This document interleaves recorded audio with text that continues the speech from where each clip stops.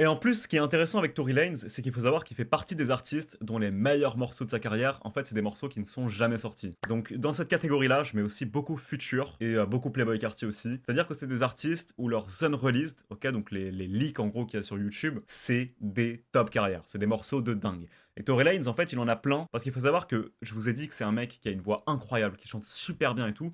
Mais en fait, c'est un mec qui freestyle aussi beaucoup ses morceaux. Et du coup, en fait, il y a plein de lives. Par exemple, si tu tapes là tout de suite sur YouTube, Tory Lanez, freestyle, studio ou je sais pas, tu vas le voir en fait enregistrer des morceaux studio comme ça. Et en fait, il les fait tellement bien en one take que c'est directement des vrais morceaux. Et Tory Lanez, en fait, pendant la prison, bah, il a sorti tous les unreleased que les gens attendaient depuis des années. Donc, c'est-à-dire des morceaux qui n'étaient jamais censés sortir, des morceaux exceptionnels comme Time Away par exemple, qui est incroyable.